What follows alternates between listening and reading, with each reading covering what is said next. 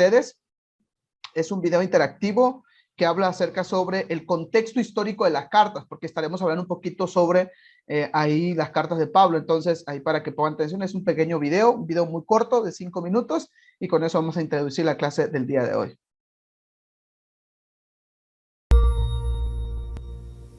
Hacia el final de la Biblia se encuentran 21 cartas escritas para comunidades de seguidores de Jesús esparcidos a lo largo del antiguo Imperio Romano. Cartas, como si estuviera leyendo el correo de otra persona. Sí, son cartas escritas por los apóstoles, aquellos designados por Jesús para esparcir las buenas nuevas de su reino. Y le escribieron a los seguidores de Jesús que vivían en diversas ciudades alrededor del mundo romano. Estas cartas fueron todas escritas en un estilo de prosa denominada discurso. Ahora, si estoy leyendo una carta que no se escribió para mí, lo más probable es que haya mucha información de trasfondo que se asume, pero que no se menciona. Sí, exacto. Y eso mismo pasa con las cartas en la Biblia. Ok, entonces hablemos acerca de cómo leer las cartas del Nuevo Testamento de acuerdo a su contexto histórico. Pues hay 3 niveles del contexto histórico que debes tener en mente cuando estás leyendo las cartas del Nuevo Testamento. El primero de estos ejemplos es cómo todas las cartas forman parte de la amplia historia de las Escrituras. Cierto, así que esta historia comienza con Dios creando a la humanidad como sus compañeros para gobernar la creación junto con Él. Pero nosotros elegimos gobernar bajo nuestros propios términos, lo que condujo a la violencia, el exilio y la muerte. Pero Dios le prometió a un hombre llamado Abraham que la vida y la bendición se esparcirían a todas las naciones a través de él y de sus descendientes para renovar la visión de Dios para la humanidad. Y Jesús dijo que Él vino a llevar esa promesa a su cumplimiento, mediante su vida, muerte y resurrección. Cierto, así los apóstoles se vieron a sí mismos como heraldos, anunciando la llegada del reino de Dios en Jesús. Como el apóstol Pablo, quien escribió acerca de las buenas nuevas a las iglesias en las casas de la ciudad de Roma. Él dijo que su trabajo era convocar a personas de todas las naciones a que rindieran su lealtad a Jesús, el Rey exaltado por encima de todo el mundo. Y decir algo así fue atrevido. A personas viviendo en la capital del Imperio Romano, cuya lealtad se supone que debía ser al César. Sí, y eso de hecho nos trae al segundo contexto importante para entender las cartas del Nuevo Testamento: la cultura del Imperio Romano durante el primer siglo. Entonces, Roma reinaba sobre todos los territorios alrededor del mar Mediterráneo. Y ellos formaron su imperio conquistando y esclavizando a sus enemigos, y luego imponiéndoles fuertes tributos. El emperador y su estrecho círculo controlaban todo el poder y las riquezas, y sabían cómo lidiar con las personas que desafiaban el orden social. La mayoría de las personas vivían sin mucho dinero ni estabilidad. Y la cultura romana tenía una jerarquía muy marcada. Los hombres de familias importantes y con dinero y educación podían ascender en la sociedad. Pero las mujeres, los esclavos, los niños y los pobres estaban siempre en desventaja y eran tratados como inferiores. Sin embargo, en una comunidad de personas que amaban a Jesús, todo el mundo era tratado con amor y con la misma dignidad. Sí, en el mundo romano era inaudito que personas de alto estrato social se asociaran con aquellos que estaban por debajo de ellos. Pero los apóstoles dijeron que a través de Jesús, Dios había dado el regalo de su amor a cada persona sin importar su estatus. Así que en este contexto, las cartas eran contraculturales y derribaban las barreras establecidas entre las personas. Exactamente. Y eso nos trae al último nivel de contexto, el contexto situacional de cada carta. ¿Quieres decir los asuntos específicos dentro de la iglesia de cada ciudad que motivaron que se les escribiera la carta? Sí, como la carta de Pablo a los cristianos en Roma. Es una tentación leer esta carta y enfocarnos en toda la teología importante y pasar por alto el por qué Pablo escribió esta carta. ¿Por qué la escribió? Pues llegando al final de la carta, él habla de cómo las leyes sacramentales judías habían traído controversias entre los judíos y no judíos que seguían a Jesús. Lo cual estaba causando divisiones en la iglesia. Y si lees con cuidado, notarás que algunos cristianos con un estatus social más alto estaban tratando con desprecio a los judíos seguidores de Jesús. Y los judíos cristianos le estaban devolviendo el favor, condenando a los cristianos no judíos como si fuesen seguidores de Jesús de segunda categoría. Exacto. Así que todas estas ideas y teología de la primera parte de la carta tenían la intención de abordar esos mismos problemas. Pablo reconoce que los cristianos romanos tienen entre ellos grandes diferencias en cultura, teología y estatus social. Pero Él quiere que ellos se den cuenta de que están unidos en la fe en Jesús, quien es el verdadero centro de la iglesia. Bien, excelente. Pero si la carta fue escrita para otra persona, ¿qué gano yo? O sea, yo no vivo en la antigua Roma. Pues en estas cartas vemos a los apóstoles retando y transformando cada aspecto de la cultura y la vida del primer siglo con las buenas nuevas del Rey Jesús. Y al observarlos, adquirimos sabiduría de cómo esas mismas buenas nuevas pueden también transformar nuestra cultura. Ahora, hay un paso más que nos ayuda en nuestra lectura de las cartas del Nuevo Testamento, y es aprender a seguir el flujo de pensamiento de las cartas de principio a fin. Y de eso es lo próximo que hablaremos.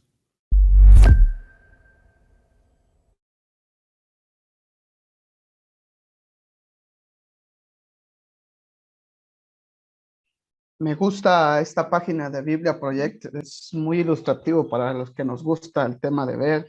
Es una página muy ilustrativa, se los recomiendo ampliamente. Proyecto Biblia en español se llama, entonces es muy bueno. Por ahí se los recomiendo para que ustedes puedan para sus clases, o inclusive son muy buenos porque tienen de palabras y tienen introducciones a todos los libros de la Biblia, desde el Antiguo al Nuevo Testamento. Está muy interesante.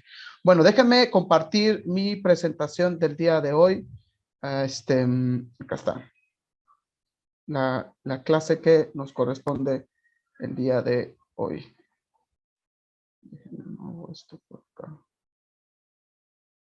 Aquí está.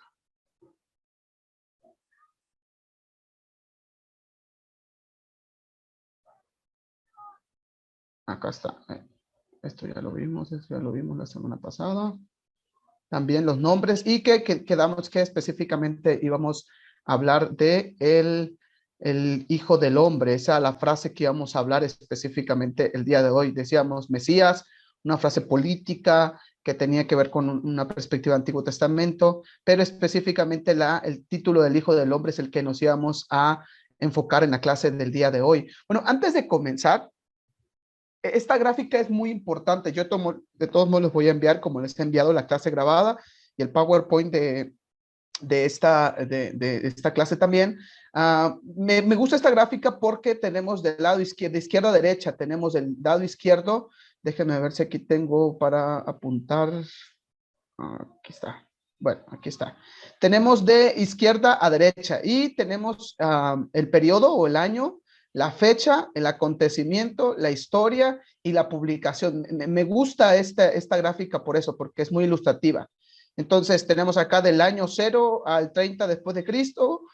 Luego tenemos, está por 3 etapas, la etapa de iniciación, es decir, como lo hemos estado hablando, primero la iglesia del primer siglo concibió el mensaje de Jesús, les decíamos esta palabra kerigma en griego, que es predicación. Se empezó a hablar primero sobre la muerte, sobre este acontecimiento en el futuro. Decíamos que era un proceso escatológico porque era algo que se había anunciado en el Antiguo Testamento y que ahora se estaba haciendo presente. Entonces era la etapa de iniciación. A veces pensamos que los documentos dieron luz a la iglesia, pero decíamos que era lo contrario. Primero la iglesia que empezó a predicar dio luz a los primeros documentos que tenemos hoy, que conocemos como el Nuevo Testamento. Entonces la etapa de iniciación, luego la etapa de expansión, se van a otros lugares, y finalmente la tercera etapa es la etapa de la consolidación, donde ya el pueblo ya tiene, de hecho en las primeras etapas todavía un conflicto, porque la iglesia cristiana surge en un contexto tanto romano, como vimos el video, y en un contexto judío, en donde ¿qué hay que guardar todavía de la ley? ¿Se acuerdan que en Hechos capítulo 15 está por ahí el concilio, en donde se preguntan que ahora estos nuevos convertidos, esta nueva comunidad, que deberían de hacer o con qué no debería hacer la ley? Entonces ahí tenemos esta influencia. Entonces ya es hasta después, hasta casi cerca del siglo I después de Cristo, donde ya tenemos la etapa de consolidación. Ya la teología ya ha avanzado y, como dijimos, es un proceso, es una revelación progresiva. Lo mismo sucede con el Antiguo Testamento. Luego tenemos acá a este lado las fechas que son aproximadas y tenemos el acontecimiento: nacimiento de Jesús, muerte de Herodes el Grande, bautismo de Jesús, su crucifixión. Y de este lado me gusta porque esta es la historia que se narra.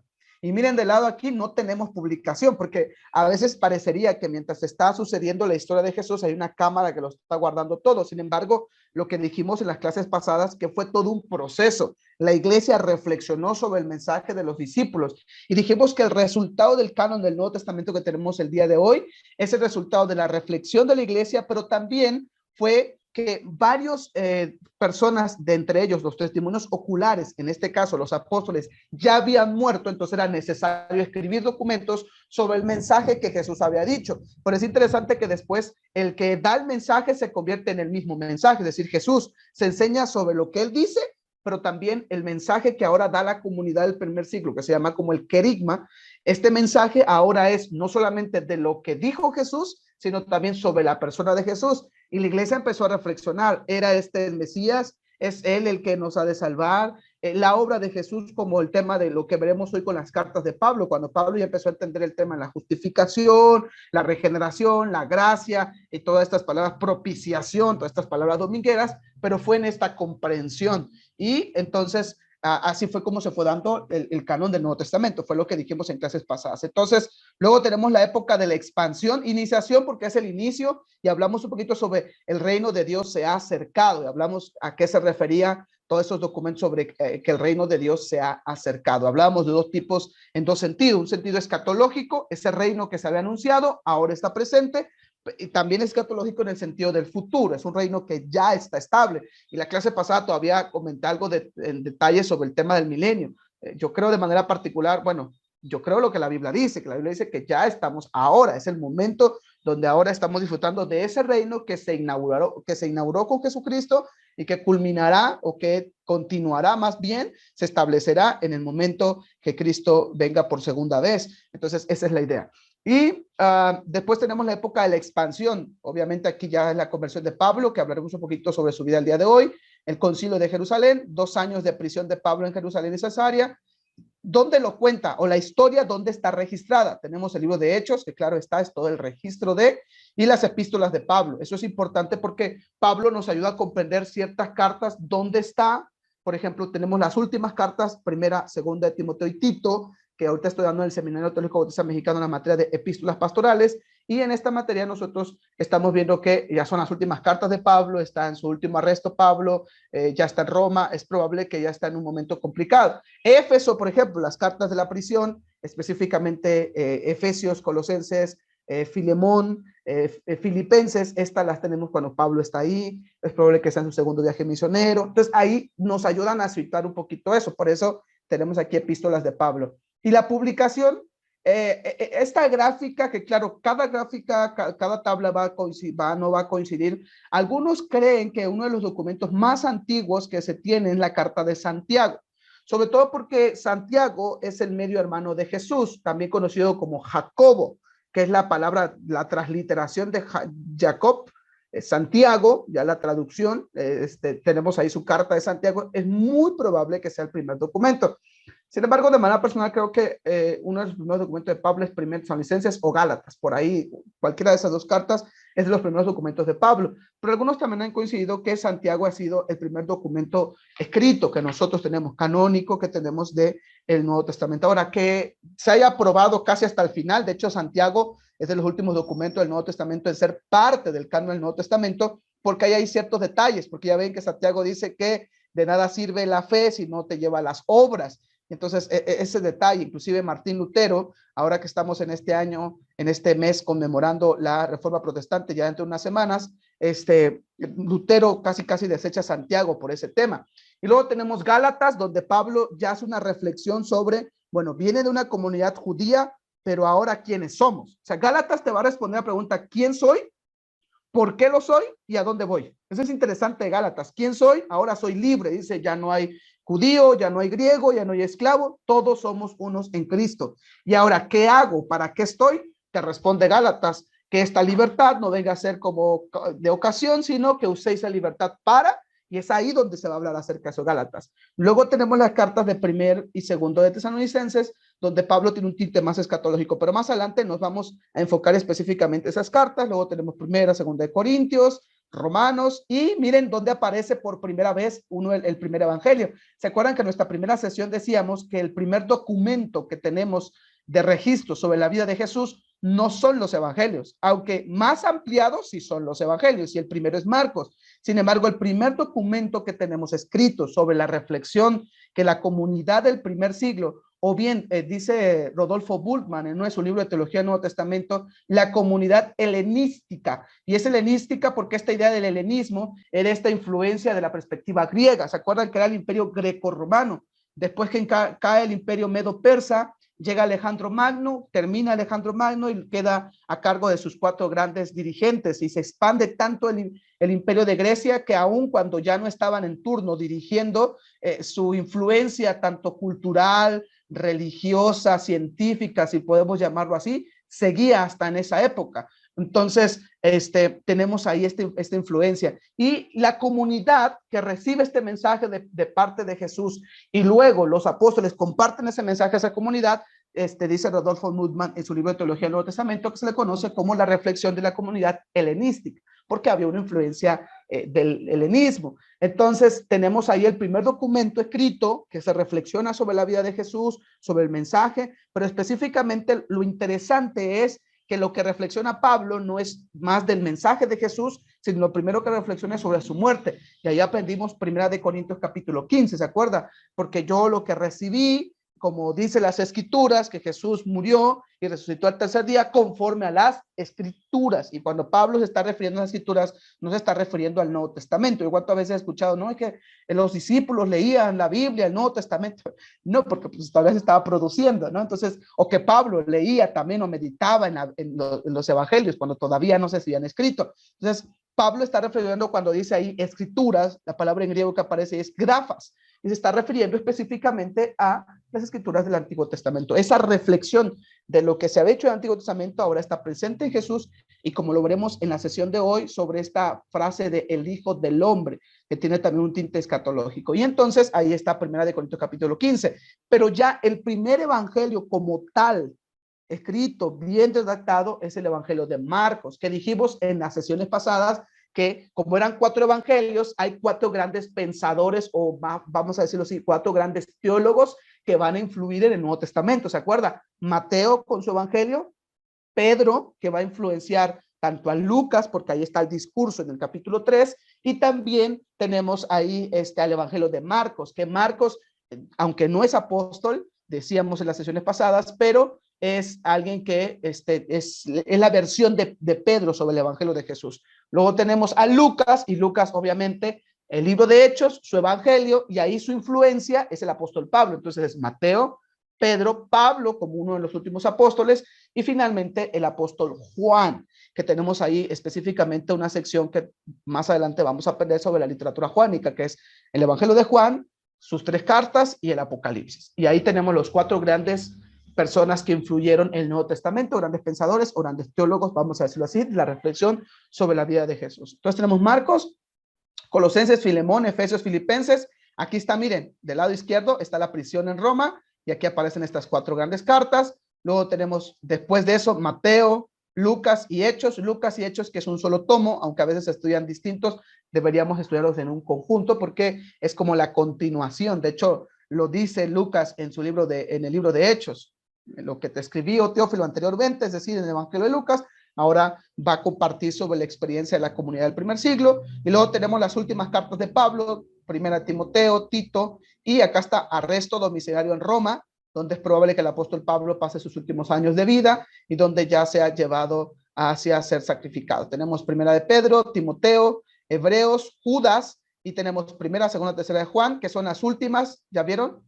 Está por ahí del año 90, 95, entre el año 100, y es interesante que a Juan todavía le toca ver o experimentar la destrucción de Jerusalén, que ese es otro dato interesante. Pero está padre esta gráfica, esto les puede ayudar en un futuro para ir comprendiendo e ir viendo todo el hilo de pensamiento cuando vamos al Nuevo Testamento. A veces nos cuesta, y lo tengo que decir, a veces voy a Efesios y me cuesta entender, pero cuando ya lo veo como un todo también, en un pensamiento, y como lo analizaremos el día de hoy, de ese pensamiento que fue progresivo del apóstol Pablo, nos ayudará a comprender que ese es el fin de esta materia. ¿Qué más? Bueno, vamos a la siguiente diapositiva. Bueno, vamos a hablar el día de hoy acerca del Hijo del Hombre. ¿Se acuerdan que dijimos que era el título con el cual Jesús se dice a sí mismo? Jesús jamás se va a mencionar a sí mismo como el Mesías, jamás se va a decir como el Hijo de Dios. O sea, sí hay parte donde dice mi Padre, etcétera, y parece ser que se está refiriendo. Sin embargo, el título donde Jesús designa, y aunque se escuche hereje, aunque no lo es, el título que la comunidad del primer siglo pone en boca de Jesús, porque tenemos que decirlo así, dice, creo que es Rodolfo Bultmann o Karl Barth, siempre los confundo porque los dos eran de la teología liberal, cuando usa este término de poner en boca de Jesús, claro está, porque es la reflexión de la iglesia.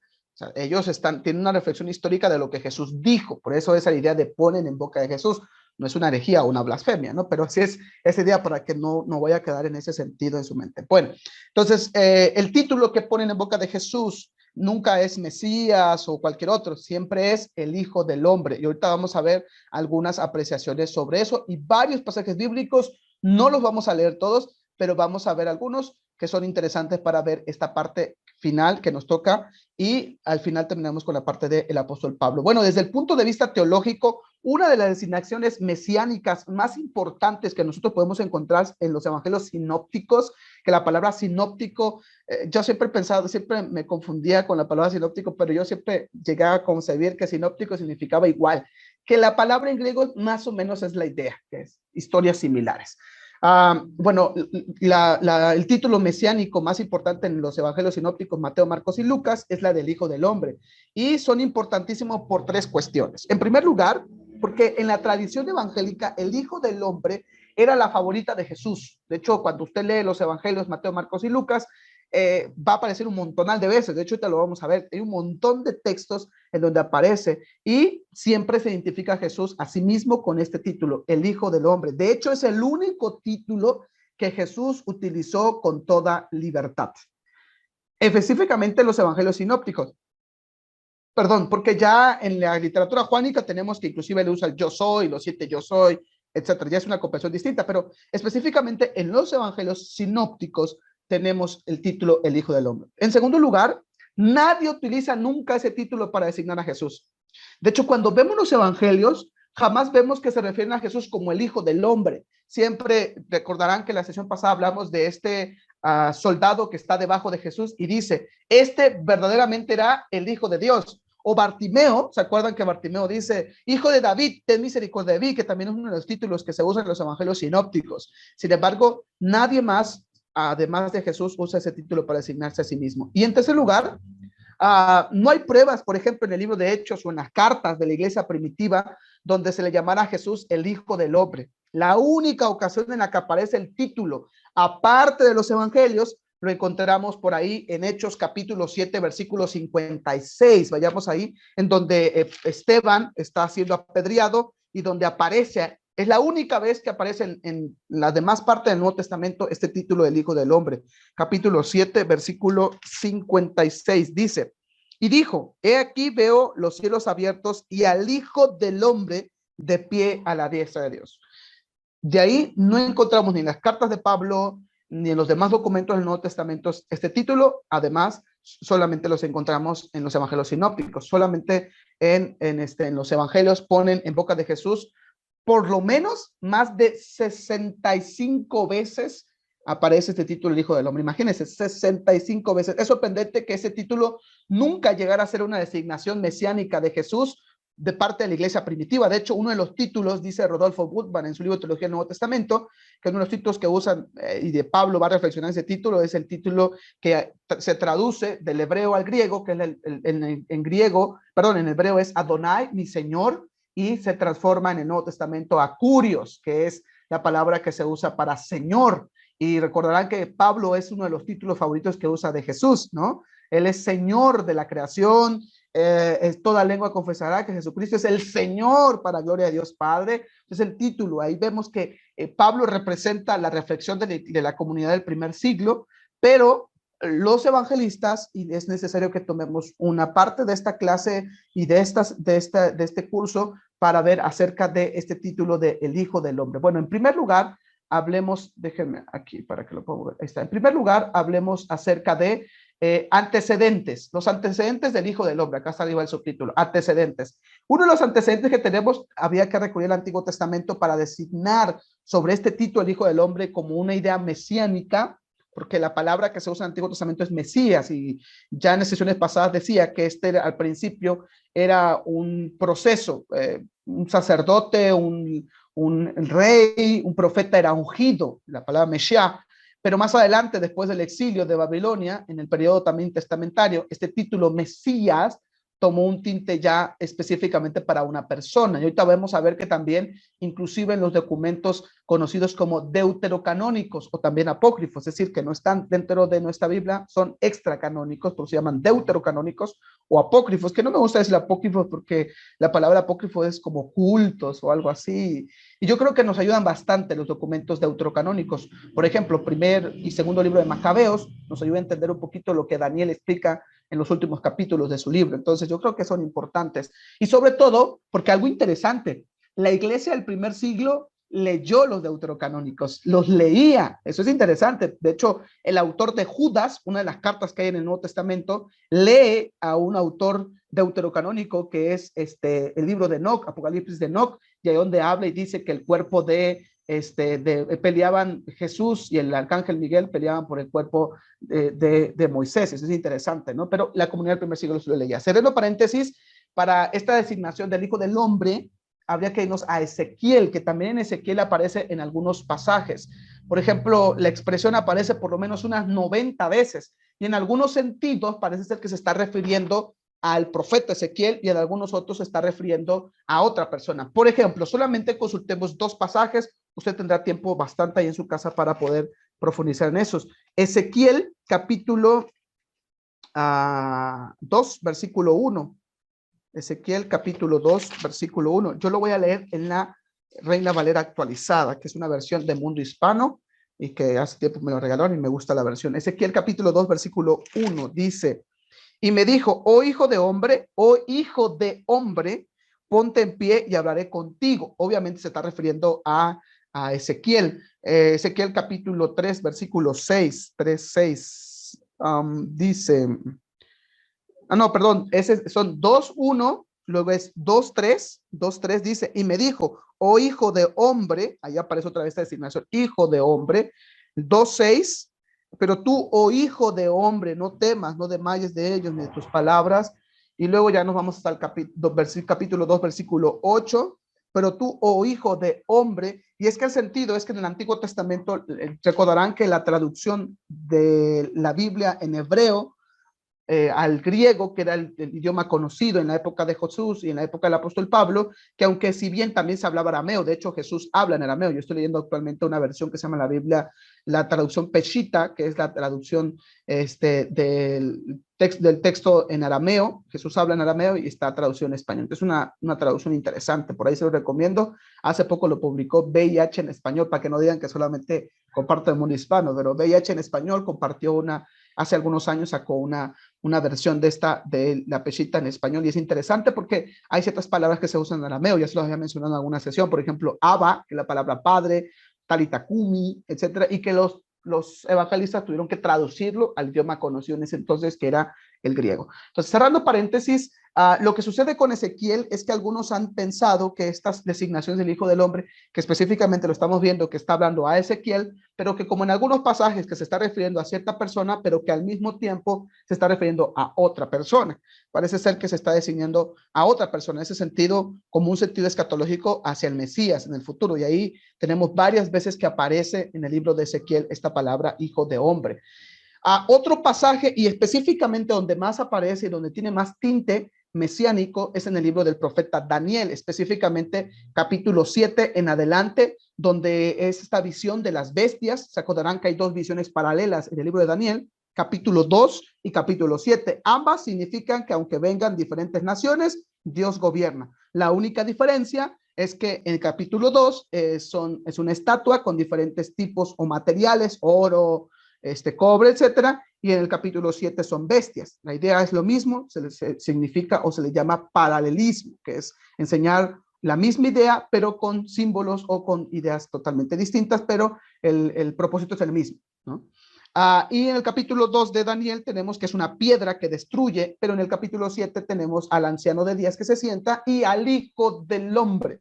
Ya aparece esta idea. Entonces, obviamente, al paso del tiempo, esa idea tomó una connotación ya más específicamente referente hacia el Mesías. Y finalmente, otro documento que no es un documento canónico, que es un documento extra bíblico o un libro deuterocanónico, es el libro de Enoc. En el libro de Enoc tenemos varios asignaciones para el Hijo del Hombre. En el primer libro de Enoc, capítulo 37 hasta el 71, en el primer libro de Enoc, capítulo 46, 48. Usted puede hoy en día, por ejemplo, ir a internet y existen estos documentos, usted los puede descargar y es interesante. De hecho, no sé si editorial Sígueme, el hermano Alejandro Diez Machos, creo que se llama. Si recuerdo bien más ratito, les digo, pero hay un autor que recopiló todos estos documentos, los tradujo y hay como 7 tomos de los libros deuterocanónicos del Antiguo Testamento. Es interesante poder profundizar en ellos. Bueno, en el libro de Enoc se menciona esta designación del Hijo del Hombre,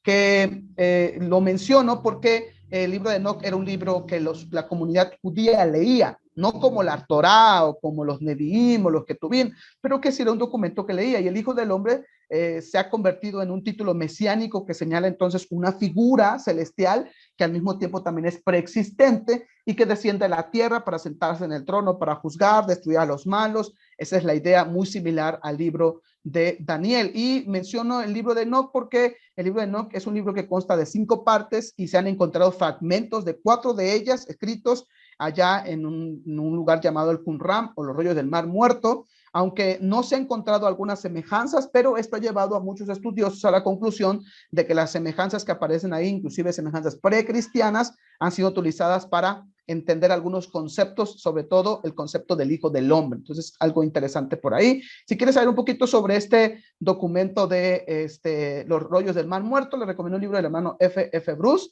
que se llama así, Los rollos del Mar Muerto, el Qumran. Creo que lo publicó Clie o Patsmond, no recuerdo la editorial, pero que es muy, muy bueno. Bueno, esos son los antecedentes sobre este título del Hijo del Hombre. Ahora veamos el Hijo del Hombre en los Evangelios sinópticos. Como ya bien mencionamos, solamente aparece en los Evangelios sinópticos. Ahora los veamos en los Evangelios sinópticos. Tenemos que partir diciendo lo siguiente. El uso del Hijo del Hombre en los sinópticos responde a 3 categorías distintas, 3 categorías distintas. Ahorita las vamos solo a mencionar y ahorita vamos a explicar cada una de ellas. Ahí está, el Hijo del Hombre, y van a haber 3 categorías distintas cuando nos referimos al Hijo del Hombre y que tiene 3 implicaciones distintas y que todos va en un progreso. Ahorita hablaremos un poquito más sobre eso y lo explicaremos bien. En primer lugar, es el Hijo del Hombre que sirve en la tierra. Esa es la primera. Porque vemos que hay, por ejemplo, un texto que vamos a consultar en un instante más, va a ser Marcos, ¿se acuerdan? Porque el Hijo del Hombre no vino porque el Hijo del Hombre no vino, está hablando de venir a la tierra, no vino para ser servido, sino para dar su vida en rescate por muchos. Es un texto por ahí de Marcos, y es la idea de el Hijo del Hombre sirviendo en la tierra. Ahí está, es el primero del proceso del pensamiento sobre el Hijo del Hombre. En segundo lugar, tenemos al Hijo del Hombre sufriente. El Hijo del Hombre será llevado ante los judiciales y será sacrificado, pero el tercer día resucitará. Ese fue la segunda forma de cómo Jesús se refiere a sí mismo en su mensaje sobre el Hijo del Hombre. Ahorita explicaremos un poco más de eso. Y en tercer lugar es el Hijo del Hombre apocalíptico. Cuando el Hijo del Hombre regrese, ven que Jesús en los Evangelios sinópticos, en Lucas, en Mateo y en Marcos va a mencionar eso. Cuando el Hijo del Hombre regrese en las nubes, está hablando ya el Hijo del Hombre apocalíptico. Y cuando nos referimos a apocalíptico, nos estamos refiriendo obviamente al tema futuro, por ese sentido, ¿sale? Entonces, cuando los Evangelios sinópticos designan a Jesús como el Hijo del Hombre, está hablando de 3 características: sirviendo en la tierra, sufriente y apocalíptica, y que cada una de ellas fue en proceso. Veamos primero el de sirviendo en la tierra, vamos a ir con el sufriente, y terminaremos con el apocalíptico, pero en base a los textos bíblicos, ¿sale? Entonces, ahí está, el Hijo del Hombre. Empezamos con el Hijo terrenal del Hombre, el primero que dijimos. Bueno, van a aparecer todas las citas ahí. Si no tiene el tiempo suficiente, no se preocupe, yo le voy a enviar las diapositivas, porque a veces entre estar anotando y algo perdemos la atención, pero solamente voy a ir mencionando como las frases que aparecen en estos textos. Por ejemplo, en Mateo 2:10, que también hay, ese que está igual es que aparece de la misma manera. Mateo 2:10, Mateo 9:6 y Lucas 5:24, donde dice que el Hijo del Hombre tiene autoridad para perdonar pecados. ¿Se acuerdan que en este texto de Marcos capítulo 2, versículo 10, la historia o el contexto de la historia es que sana a un paralítico? Y entonces le preguntan, Jesús hace la pregunta, ¿qué es más fácil? Decir al paralítico, toma tu lecho y anda, o decirle, tus pecados han sido perdonados. Y entonces es en ese contexto que Jesús dice que el Hijo del Hombre tiene autoridad para perdonar pecados. Luego más adelante tenemos también, se vuelve a designar la idea del Hijo del Hombre, que el Hijo del Hombre es Señor del sábado.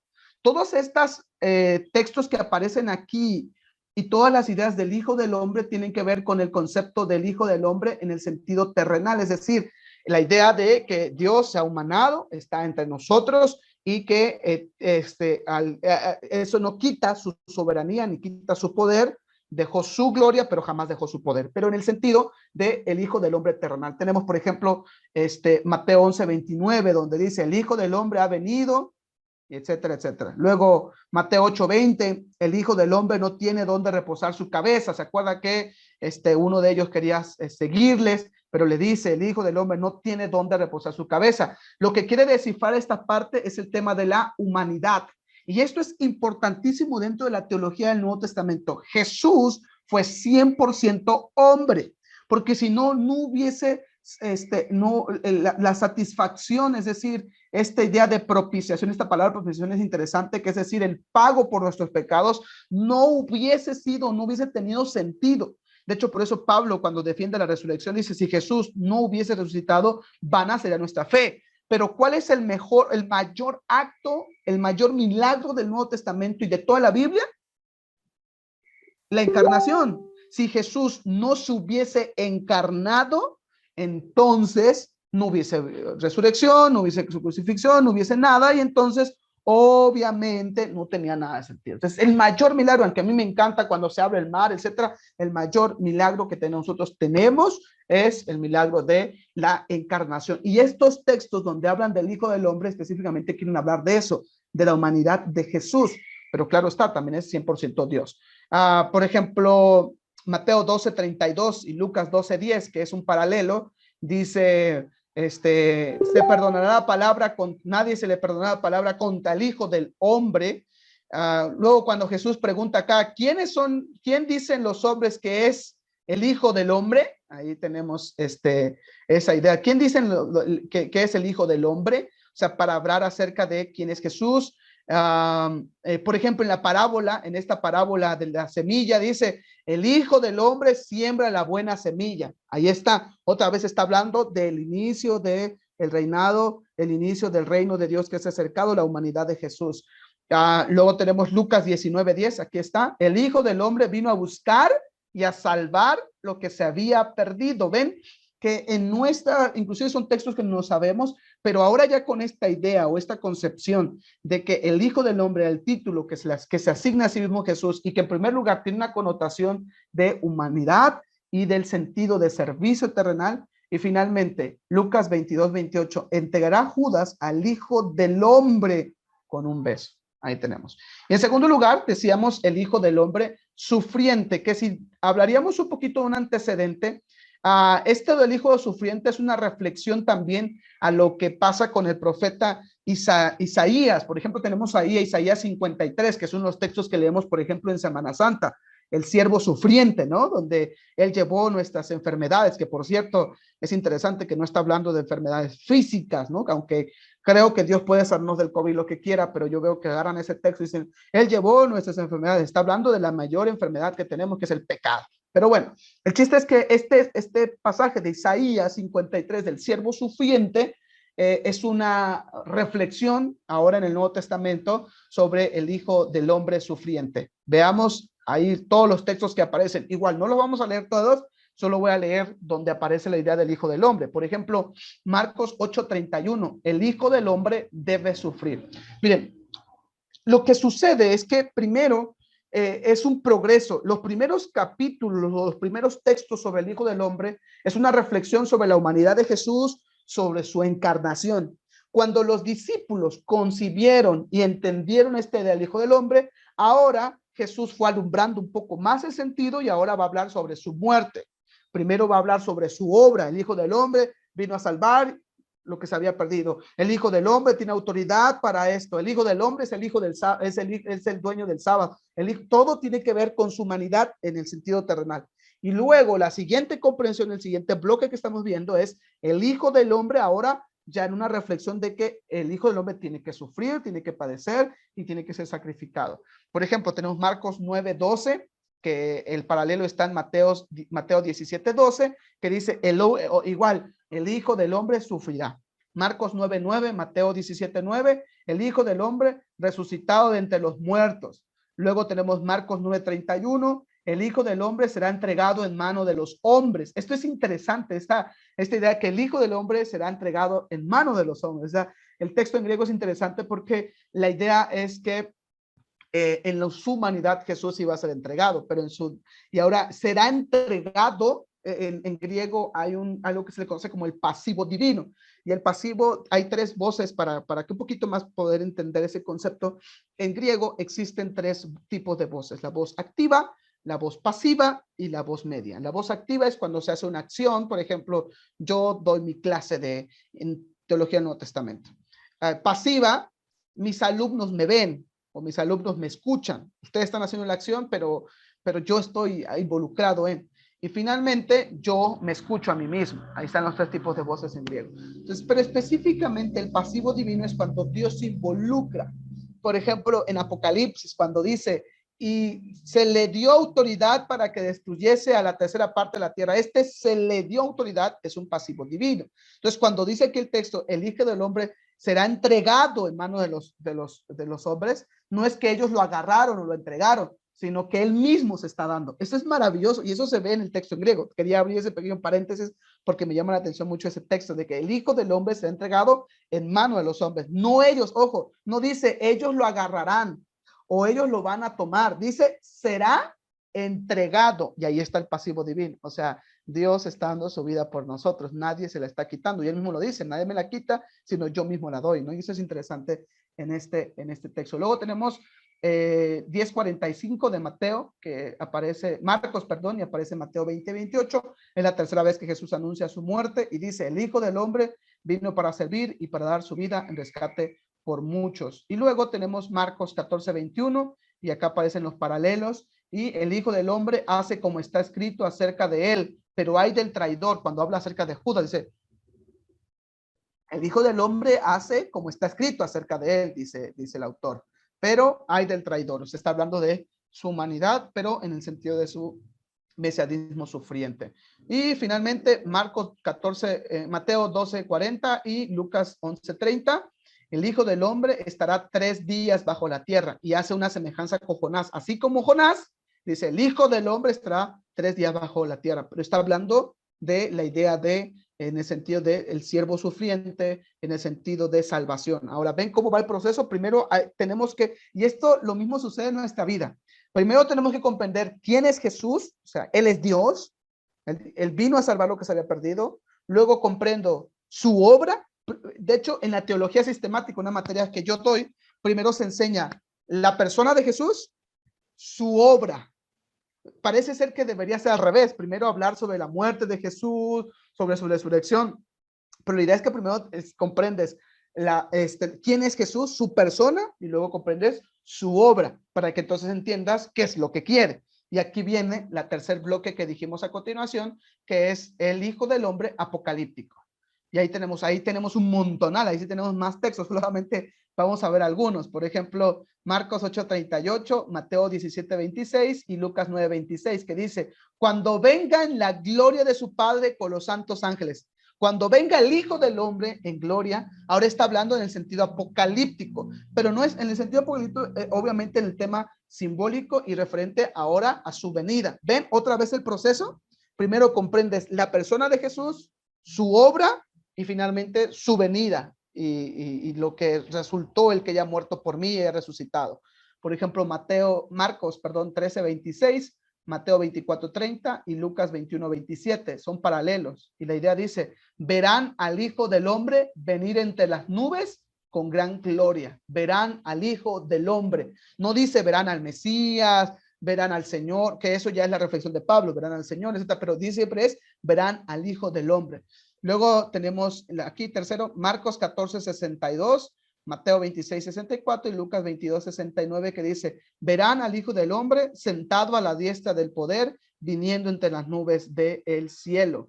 Y si se dan cuenta, algunas cosas interesantes en la literatura del Nuevo Testamento, solamente déjame ver un pequeño paréntesis de nuevo, es que la idea de cuando se refiere al Hijo del Hombre, lo verán en las nubes, porque también tiene una influencia del Antiguo Testamento. La idea de las nubes, los cielos cuentan la gloria de Dios, el firmamento anuncia la obra de sus manos. Las nubes era un simbolismo de divinidad, y ese era el sentido, por eso siempre es el sentido de que vendrán las nubes. Todo ojo lo verá y vendrá en las nubes. Pablo, de hecho, también menciona exactamente lo mismo. O sea, pero no, déjenme decir un pequeño chiste sin ningún afán, ¿verdad? Y que el Señor me perdone. Pero yo en algún momento, cuando leí por primera vez el sentido de las nubes, yo creo que ustedes a lo mejor no, ¿verdad? Pero sus hijos vieron una caricatura que se llamaba Dragon Ball Z, que es de los años 70, 80, en donde el personaje principal llamado Goku tenía una nube voladora donde venía y volaba, ¿no? Entonces, cuando yo leí por primera vez en las nubes, era algo que yo más o menos imaginaba. Sin embargo, obviamente es algo simbólico. Y yo espero que no piense usted eso, de que Jesús va a venir específicamente en las nubes, ¿no? Porque yo no creo que algo tan sencillo como las nubes, ¿no? Sino que todo ojo le verá. Yo no sé cómo sucederá, ¿verdad? Que todo el mundo verá que Jesús viene. Eso será maravilloso. No sé si nos toque o ya cuando hayamos resucitado, pero eso es algo interesante. Pero la idea de nube tiene que ver con eso, es el lenguaje apocalíptico. Por ejemplo, Lucas 21:36 dice, orando para que tengan fortaleza para oír de todas las cosas y estar de pie delante del Hijo del Hombre. Perdón, ahí otra vez aparece hombre, otra vez la idea de el hombre. Mateo 24:39 y Lucas 17:27, aunque Lucas lo omite, cuando aparece aquí lo omite, es que no lo dice como tal, pero parece ser que es la misma frase. Mateo 24:39 y Lucas 17:27 dice, así será la venida del Hijo del Hombre. Entonces ya habla de su venida. ¿Ven la comprensión? Primero es el Hijo terrenal, tiene autoridad sobre el sábado. ¿Quién es Jesús? Su obra, su venida. Ese es el concepto de los evangelios. Ahora sí, cuando leamos los evangelios, vayamos con esas tres ideas. Aquí está hablando del Jesús terrenal. Entonces lo que nos quiere enseñar es esta parte, su humanidad, el servicio, etcétera, semejante a nosotros y que seamos como él, etcétera. Aquí en esa sección está enseñando su mesianismo, en la idea de que sufrió, padeció por nosotros, etcétera. Y en esta sección está enseñando la esperanza que tenemos, que él vendrá, como el Hijo del Hombre vendrá. ¿Ven? Aquí están estas tres cuestiones interesantes. Bueno, pasemos a la siguiente diapositiva. Bueno, aquí hay otra gráfica también que yo descubrí en algunos de los materiales que tengo, porque estoy recuperando bastantes materiales después que se descompuso mi compu. Perdí no sé cuántos gigas de información entre predicaciones, estudios bíblicos, sermones, clases.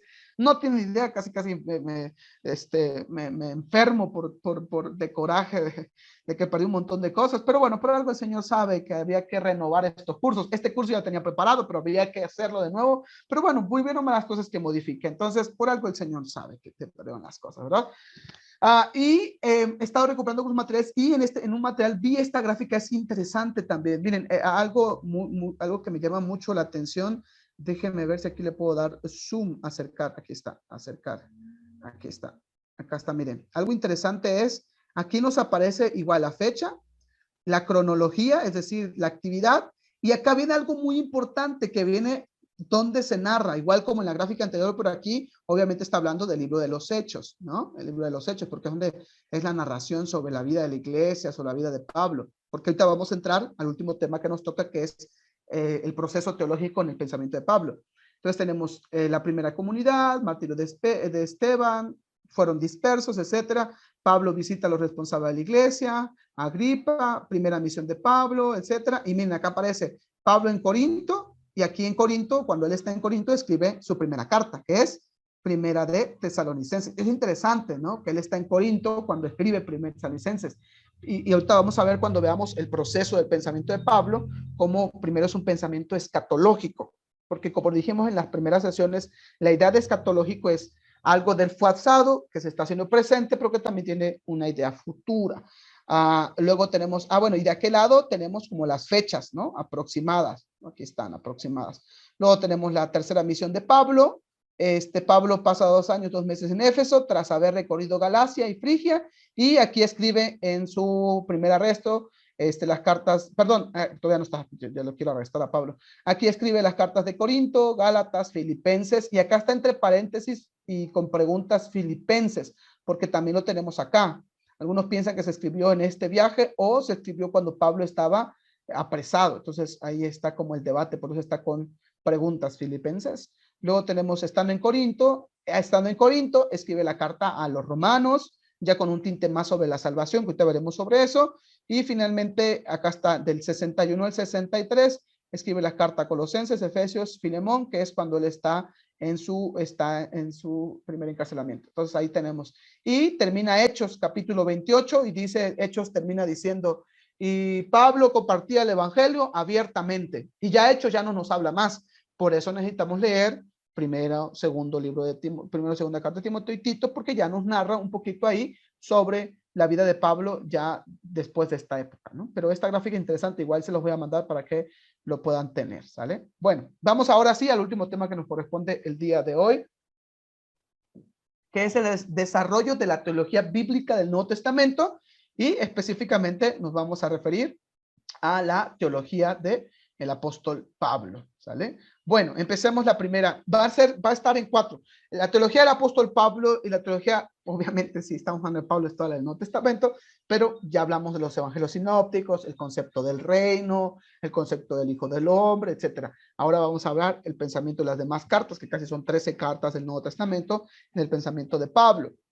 En la segunda módulo de la materia de Teología del Nuevo Testamento 2, si ustedes se inscriben, veremos la otra parte, analizaremos de manera particular a los evangelios ya a detalle, veremos la literatura juánica, veremos las cartas pastorales de manera detallada y veremos la unidad en la multiplicidad, dice un autor. O sea, cómo puede haber una unidad en el Nuevo Testamento con múltiples documentos. Entonces, por eso esa última sesión se llamará la unidad en la multiplicidad. Entonces, ahí para que se animen al siguiente curso. Bueno, entonces tenemos ahí la primera fase, lo vamos a llamar fases, así lo llama un autor de un material que se llama Panorama del Nuevo Teológico del Nuevo Testamento. La primera fase en la vida del apóstol Pablo, en sus escritos, se les conoce como cartas de tónica escatológica, y ya expliqué a qué me refería en ese sentido. Pero la teología de Pablo se basa en su experiencia personal del Señor Jesús, el Señor resucitado. Tenemos ahí la experiencia que tiene en el libro de Hechos, y 3 veces relata lo mismo, y en medio de esa reflexión sobre Jesús siendo aparecido para el apóstol Pablo al principio de su ministerio, entendía y llegó a comprender que el Señor Jesús ya estaba muy pronto a venir. Por eso Primera Tesalonicenses tiene ese tinte escatológico, que Jesús ya está pronto a venir y hay un desafío hacia el futuro. Esa es la idea en el pensamiento de Pablo. Necesitamos ahora esto y esto porque Cristo ya viene. Aunque por eso tiene que escribir más adelante la segunda carta de Tesalonicense, porque como que hubo un conflicto ahí con los hermanos de Tesalónica, a tal grado que Pablo les tiene que decir que el que no trabaje, que no coma, ¿no? Por ese sentido que ellos entendieron mal. Pero en la primera fase de esta sesión, que se le llama tinte escatológico, o también fase escatológica, esta primera fase está ligado al segundo viaje misionero. Si hablamos de un contexto histórico, está ligado al segundo viaje misionero de Pablo. No lo puse ahí porque si no hace mucha letra, pero yo se los voy compartiendo. Perdón. Esta primera fase está ligada, como les dije, al segundo viaje misionero del apóstol Pablo, que pasa del Asia Menor hacia Grecia, pasa por Filipos, Tesalónica, Berea, Atenas, Corinto, y ahí encuentra su expresión en las cartas de Tesalónicas, de las que algunos creen que fue el primer documento escrito por ahí del año 51, 52, más o menos. Y en esta primera fase, la teología de Pablo está dominada por el tema escatología, es decir, un futuro que ya parece inminente, ya próximo. La venida del Señor está ya próximo, esa es la idea. A tal punto, como les dije hace un instante, que Pablo tuvo que corregir en su segunda carta. Por eso la idea es que hay que aceptar rápido a Cristo, hay una urgente invitación a ser convertidos porque Cristo ya viene. Esa es la idea de las primeras cartas. Cristo ya está viniendo, y por eso en 1 Tesalonicenses capítulo 1, versículos 9 y 10, Pablo dice: creemos que Jesús murió y resucitó. Y de mismo modo creemos que Dios volverá a la vida juntamente con Jesús a los muertos que creyeron en él. Esa es la idea de Pablo en 1 Tesalonicenses. Entonces, podemos decir que el centro de esta primera fase se centra, valga la redundancia, en la resurrección de Jesús. Este primer acto hay una palabra en la teología del Nuevo Testamento que no la usé, nada más quise usar querigma, pero si ustedes consultan algunos libros de teología del Nuevo Testamento, usan la palabra parusía. La palabra parusía tiene que ver con la aparición, la manifestación de Jesús. Ese es el significado de la palabra parusía, aunque es una palabra muy dominguera, perdón. Entonces, vamos a decirlo que esta primera fase está muy dominada por el primer acto de la parusía. La cambiemos, el primer acto de la aparición de Jesús, a la que obviamente sigue la resurrección de los que creen en él. Entonces, esa es la idea de Pablo. Aquí, la resurrección de Jesús que se introdujo a este mundo actual, ahora se va renovando en la vida de las personas, pero para Pablo estas primeras cartas tenían que ver con eso. Y este era como un sentido doble. Tenía la idea escatológico, pero de la mano iba, decimos, aunque no está bien dicho, pero en algunos casos decimos junto con pegado, pero no está bien dicho, pero es una palabra coloquial.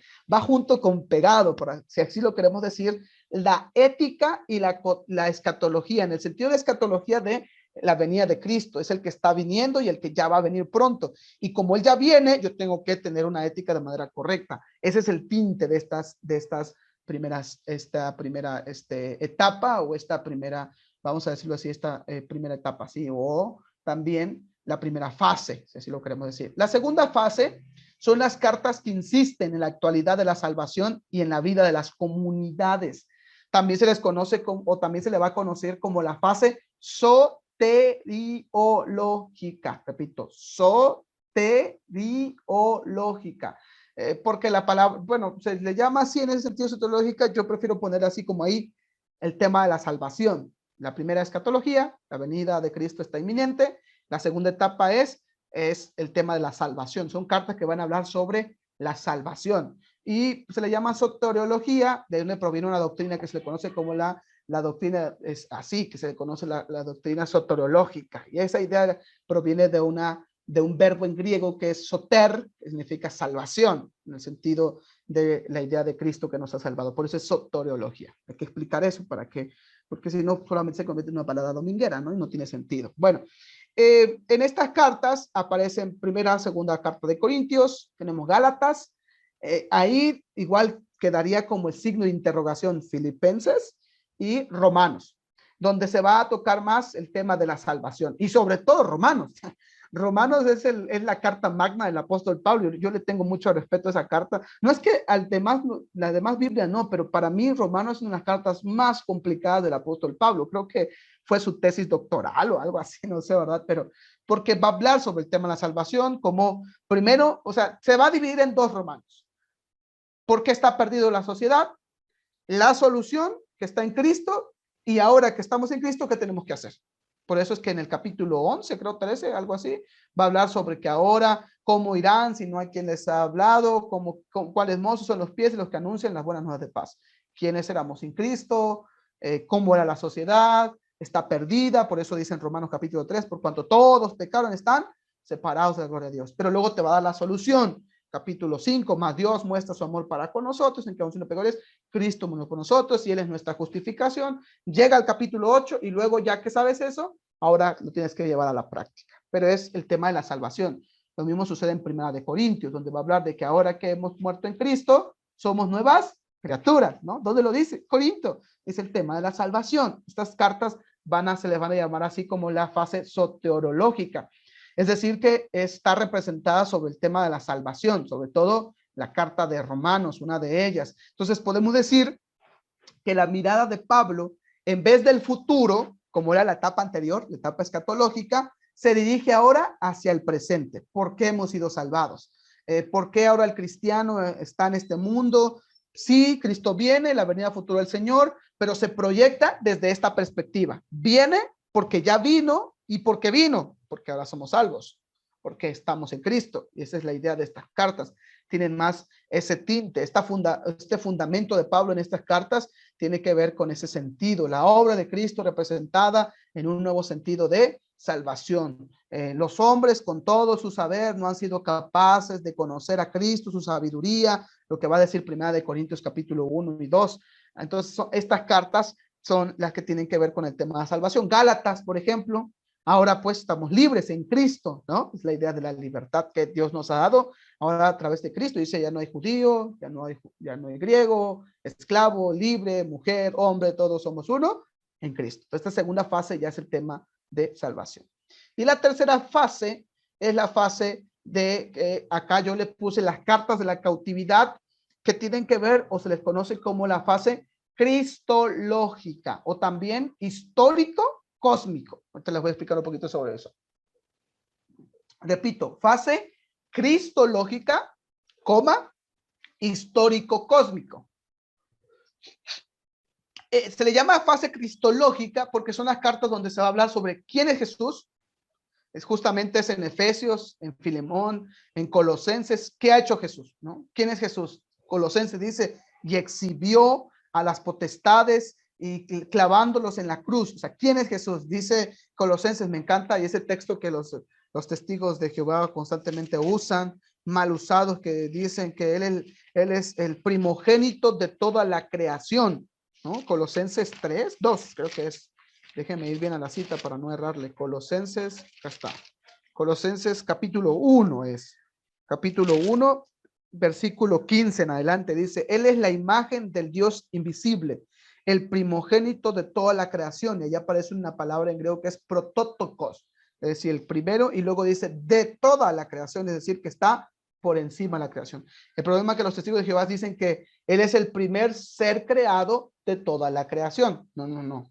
Esa no es la idea, porque en el griego es protótokos pases, creo que dice, protótokos pases, y esa idea de pasis o pases es de todo lo que ha sido creado, Jesús está aparte, Él está por encima, esa es la idea de primogénito, y Pablo usa la palabra protótokos. Entonces, en estas cartas, Pablo va a reflexionar más sobre quién es Cristo, y ahí tenemos, también podríamos incluir ahí, y deberíamos incluir, no sé por qué no lo puso ahí, pero debemos incluir la carta de Filipenses, ese maravilloso himno en el capítulo 2, perdón, donde dice que Cristo, siendo Dios, no estimó como cosa que aferrarse, sino que se humilló a sí mismo, tomando forma de hombre y yendo a la muerte y a la muerte de cruz. Ahí está, ¿quién es Jesús?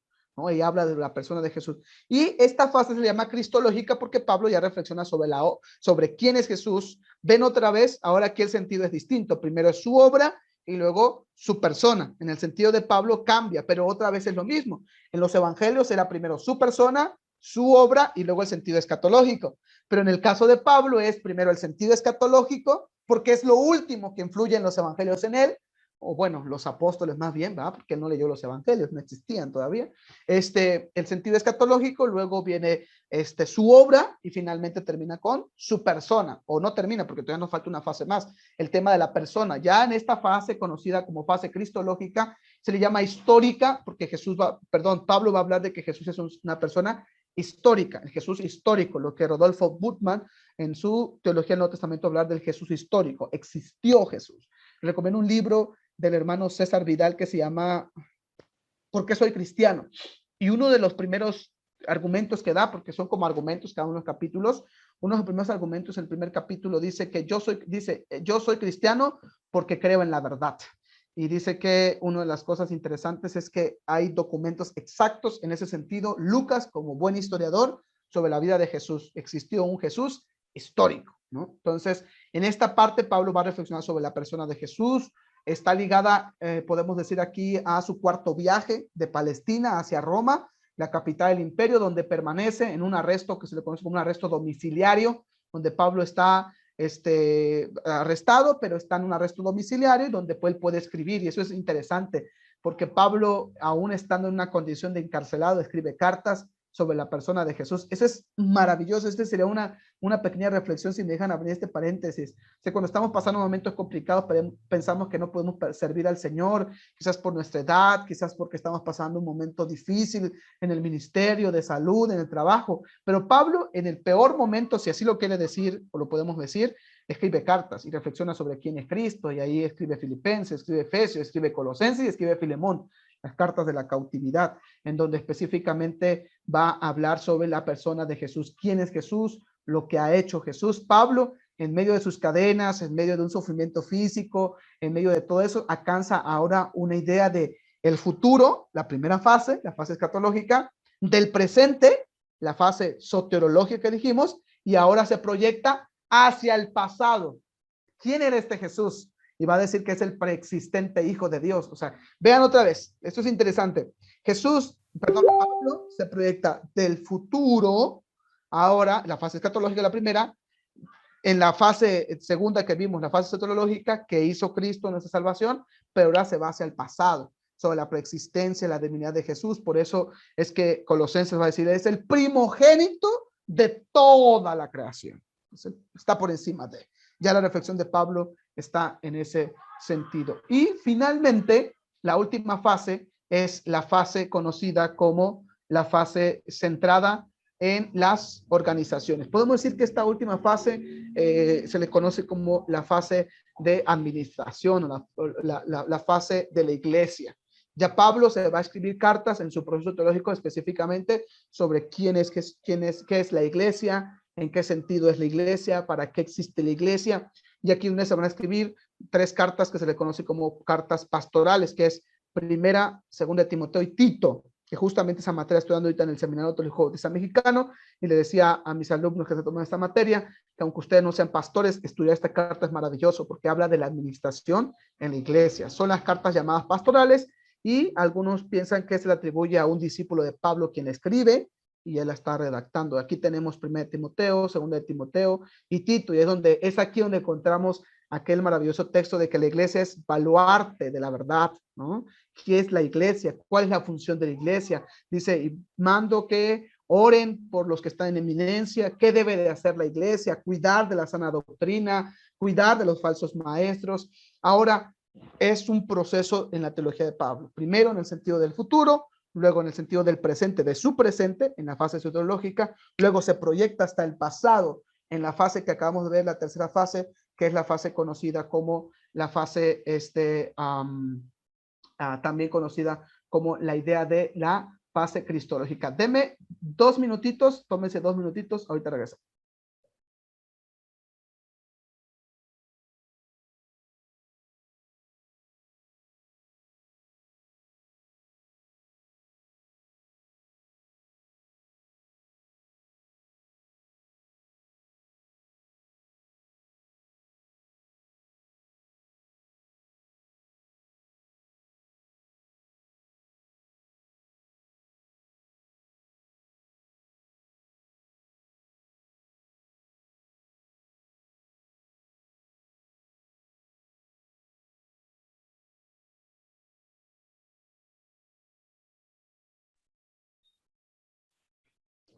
Ya, hermanos, gracias. Es que empezó a llover y había ropa tendida, entonces se iba a mojar y ya se secó todo el día, ¿verdad?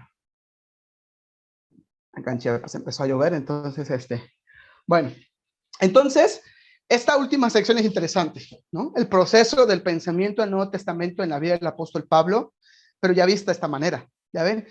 Ese era el fin de esta materia, es ver como un todo con sus particularidades. Claro está, no vimos versículo por versículo y todo eso, pero ahora sí, ya cuando vamos con esas herramientas que hemos estado viendo acerca del reino, acerca de las fases, el Hijo del Hombre, todas estas nos ayudarán para cuando vayamos al Nuevo Testamento, ahora ya va a ser más sentido, ¿no? Que es solo un mensaje que se va dando, es la persona de Jesús, sobre su obra, sobre su persona, sobre su venida, y todas van orientadas hacia allá. Bueno, entonces concluimos ahí esa última parte, la última sesión que nos toca el día de hoy. Gracias por haber estado en el curso. Vamos a despedirnos de ahí de los hermanos de Facebook.